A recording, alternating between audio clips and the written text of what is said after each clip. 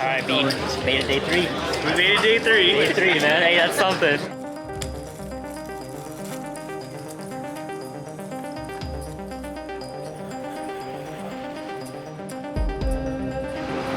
We have day 3 in like 20 minutes, but Harrison's about to leave. He has a flight to catch. I'll fly back tomorrow though, once you make the final table. Yeah, tomorrow. Yes, seriously. Yeah, Congrats on final table. Yeah, besides that. Oh, let's go! How did it go besides that? It was fun. A lot of good experiences with tournaments. Yep. Watching Gus play was a treat. Thanks for recording it. Yeah, once he beats that 2 million, I'll be rich too. So yeah, let's get it done. Let's get it done. Okay, he has 1%. Catch y'all next time. All right, see you guys. Head back. Oh no, you finished. Okay. Heading into day 3, we are second to last in chips. I believe there are 62 players left, and we've locked up 37,000 off 1 bullet. So pretty nice profit if we bust out right now, but we are hoping to win a flip or 2 or 3 and get back to average stack. We spend almost no time getting it in there. With 7.5 big blinds, we pick up ace king almost right away. Of course, we ship it in. King 10 suited calls off, and we flop trips, so we hold, and now we're at 14 big blinds. Almost 2 hands later, we pick up king jack suited in the cutoff. 14 big blinds, no reason not to ship it in. Button calls though. Worst case scenario, because that means he's pretty strong. Small blind and big blind fold, and we're up against pocket 8s, so we just have to win this flip. Flop comes no help. Turn gives us an open-ended, gives us hope, and the river is a pair, so we get there, and this is the best case scenario for what we wanted. Win 2 flips, 28 big blinds, still under average, but now we have a little maneuverability to play some post flop. For this next hand of note, we open up ace-9 on the button off 20 big blinds. Chris Moorman defends his big blind, and the flop comes 7, 6, 8, 2 spades. He checks to me, and a 9 is great to have, but without a spade, it being very draw heavy and ICM pressure, with him having, I would say, maybe 2 to 3x average stack, we decide to check the flop back to see if we turn. Turn brings the king of hearts, and if we were up against a recreational, I would probably bet here after the turn checks to me, but against Chris Moorman, we know he's more than capable of check raising or check jamming, so we decided to check back, but I believe it's fine either way. River comes to 10 of clubs, so we make our straight, and now I'm kind of regretting not betting the turn, but it is what it is. Chris bets 3 big blinds, and after some time, we decide to raise to 9. He thinks for a bit, and he ends up folding. Fast forward 2 hours, and during that time, we have dropped down from 50 players down to 33, locking up 49 grand. We've lost about half our chip stack since that last update, bluffing it off with king queen off and losing a small single raise pot before we have to get it all in with pocket 7s. We are flipping for our tournament life. Fair. No king, no jack, no clubs. No king, no jack. No king, no jack. Luckily we held, and after that we broke down to the final 4 tables. We're now sitting with the likes of Andrew Moreno, Chris Moorman still, Damian Salas, and plenty of others who have millions and millions of live tournament earnings. 10 minutes into this new table, we open up ace-8 of clubs in the low jack. We once again get Chris Moorman to defend in the big blind, and the flop comes queen 9-8 2 clubs, giving me a ton of equity. With no ICM pressure, I know this is almost a mandatory c-bet spot, but after some thinking, I figured if I am to check this, this is probably one of the best hands to do it with. I'm not scared of much. Also, we're 1 away from a pay jump. So we check it back, and the turn comes the 8 of diamonds, giving us trips and still the flush draw.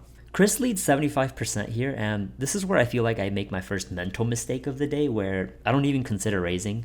We still take time to call, but I kind of wish we debated on that and just get it all in, or either maybe raise to a non-all-in raise. River comes a brick, and when he jams all in, we double or triple check our hand before calling it off, and we get a full double up against the worst trips.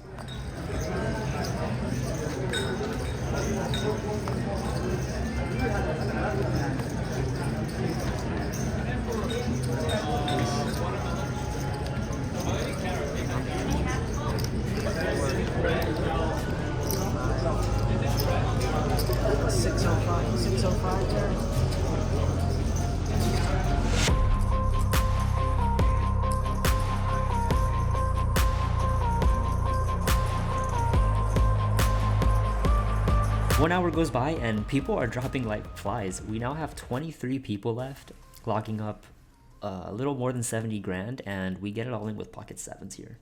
No more air. Pocket sevens, ace jack. We get a set. Good.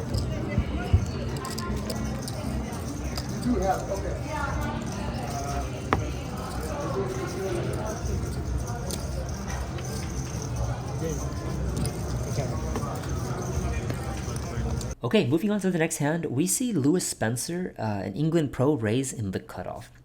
We look down at ace deuce of diamonds and pretty much know it's a mandatory 3-bet spot, applying max pressure to a cutoff range, so we go ahead and do just that. The flop comes ace king 4, 2 hearts. He checks to us, and this is where I think we make our first mistake of the day. Even though only we can have some of the best hands, we also have a lot of junk, and queens, jacks, and tens that we have now become third pair. In game, we ended up betting quarter pot, trying to get value from any flush draw and any king X he may have. The turn comes the 10 of spades, bringing in 2 flush draws. I decided there's enough high equity hands we're ahead of that we need protection from, so we decide to bet again on the turn, 1/3 pot. After some time though, we get the bad news when he says all in, and we have to fold our top pair. My only regret here is that I wasted some time chips. I feel like this is a snap fold. So we ended up losing half our stack in that hand, and after the tournament we talked to him about this hand, and he was nice enough to tell me he had ace-10 suited. Fast forward about 3 hours later, we've only lost 4 people, and we've been desperate for a hand, but we have not gotten anything before we are now sub 10 big blinds and have to get it all in on the button.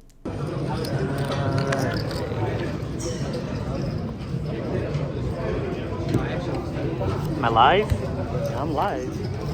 You got 10-9, ace-7 off. You need 10-9 or diamond. Above average.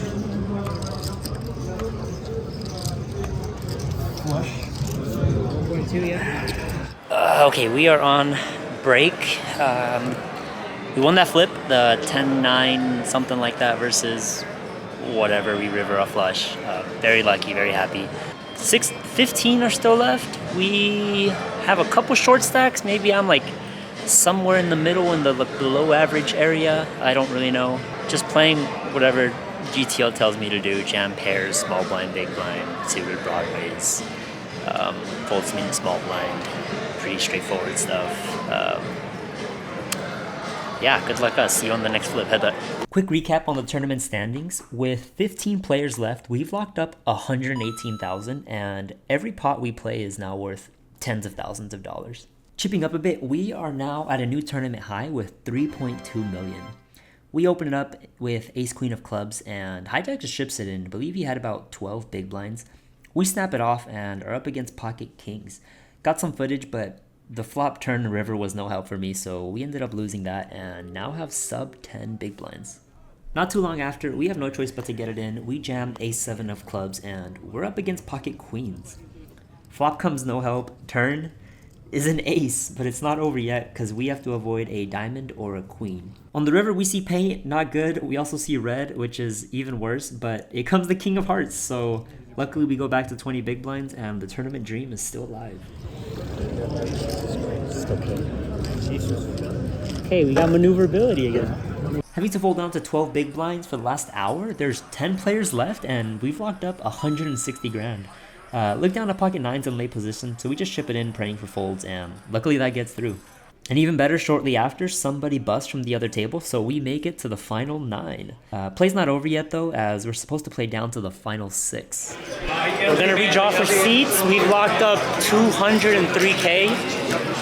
Pretty good day. Yes, you made it. Yeah, man, we both did. We were rocking the Joker stars out here. I'm here just a Joker. 12 left. This guy has doubled me up a couple times. Oh my goodness, look at this guy. If it wasn't for him, I don't know what I would do. Yeah. You've been pillaging my big blind as well, so I'll be keeping you there. Yeah, I've been jamming a lot, man. Close it up. Chris, take one of those from back there. You know exactly how to Move it up. you know how much. Put that back here, Chris.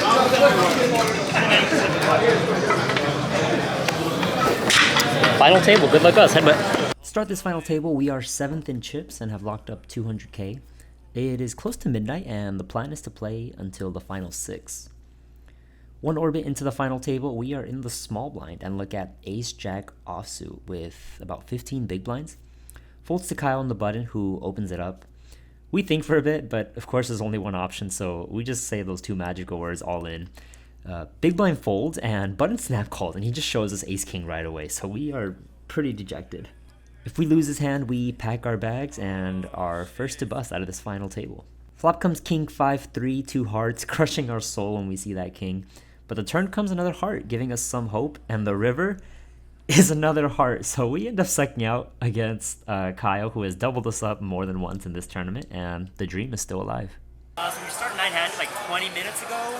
Nick Petrangelo just beat someone ace-king versus 9, then ace-king versus ace-10. Currently have like 340 payout. Below average, but great start. Sometime after Nick knocking out both those players, we are looking at pocket 9s in the hijack. We open it up, I believe, off 16 big blinds, and the button just jams against everybody, trying to put max pressure on the small blind, the big blind, and myself. Folds back to me, but pocket 9 is one of my favorite hands, no reason not to fold, so we call it off, and luckily we're up against pocket 7s. Board comes clean, and I think for the first time in this final table, we are above average in chip stack. And finally, for last hand of the night, we have been slowly chipping up our stack to 11 million, which is good enough to be tied for second in chips. Cutoff, who has a very similar chip stack, opens it up, and we look down at ace-king in the small blind. I think jamming's okay, applying max pressure, but we decide to 3-bet instead because we were about 40 big blinds effective. And after some time though, we actually end up getting 4-bet. I don't really see a world where we don't ship it in, so we go ahead and do just that, and he beats me to the pot. Oh no. You can see my face as I'm being snap called, and I am fully expecting aces or kings, but luckily when he flips over his cards, we see pocket queens, so we actually have a chance. Loser will go on to win 341,000, and the winner of this flip will be a massive chip leader heading into the final day. If you want to convert chips to actual dollars, we are essentially doing a coin flip for $1.2 million. If there was ever a time to use my one time, it's probably right now. Flop comes 9-10, 3, no help, ouch. Turn is a 3, still no help. And the river's a miracle, ace from space. We get there. We are now chip leading with 22 million in our stack, with second place being Nick Petrangelo at 13 million. We just spiked that on the river. We're chip leader.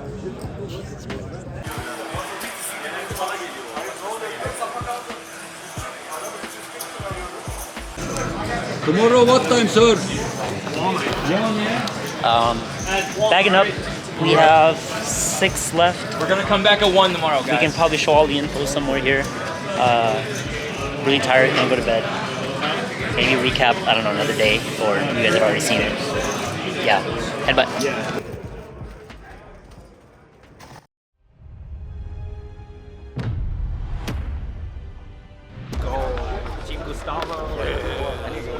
Our blasters aren't getting through. Right here. Fuck with it. Oh, no! Gustavo! Gustavo!